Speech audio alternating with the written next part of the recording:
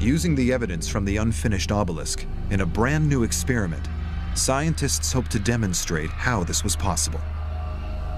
We began to discover amazing things that did enrich our knowledge about obelisks for the first time. Adel Kelany has spent a career investigating ancient quarrying techniques. This is a good example for natural cracks in granite layers, which is really very important to looking for before to start working. Granite has naturally occurring fault lines where the rock is already weak. By identifying and targeting these fault lines, the ancient engineers could begin the process of splitting the stone from the bedrock. It would be the ease of chiseling rock, because you'd have to cut the face, you'd have to kind of break pieces out of it, but there'd always be this plane of weakness that would help separate the rock in an expeditious manner. In the second phase, laborers bashed handheld stone pounders into the fracture line to wear the rock down. These early sledgehammers were made of dolerite, a stone much harder than granite.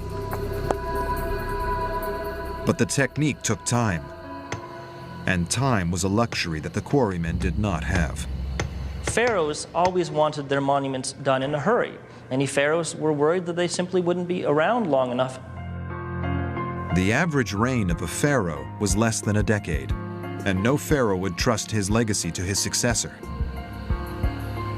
You had all of eternity for your monuments to last, but you had a very short lifespan in which to get them built. From the sheer number of granite obelisks and statues across Egypt, it's clear that the ancient quarrymen found a solution. Beneath the quarry, the archaeologists found the clues which tell us what the solution was. What we have here, actually, it's all the story. It's like an open book.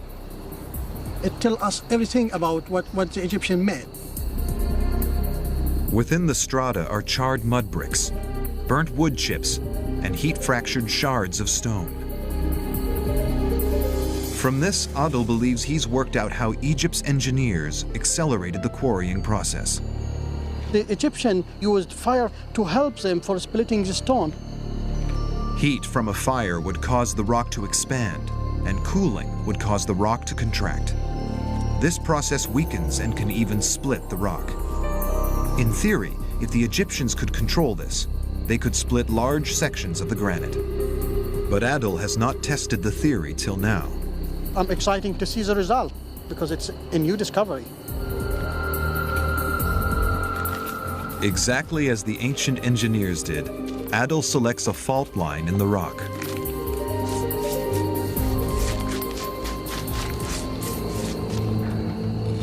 Mud bricks found at the unfinished obelisk site suggest that the ancient engineers built a wall to contain and control the fire.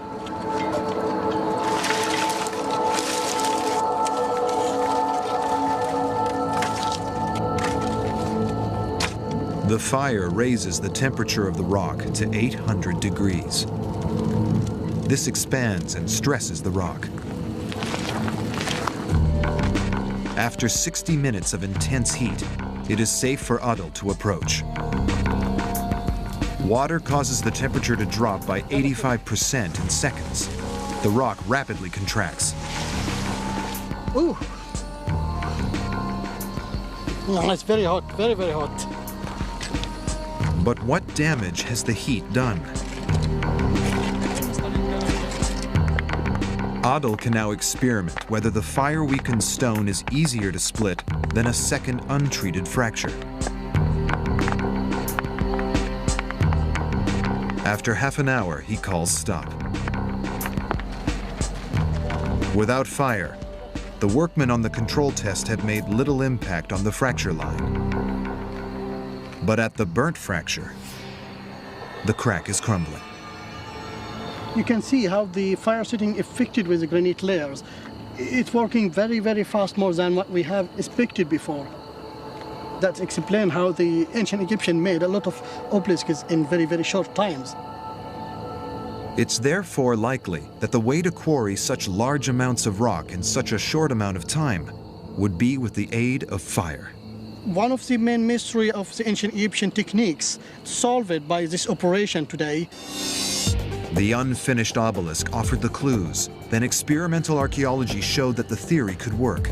It explains how the Egyptians could quarry stone on a scale that was almost superhuman.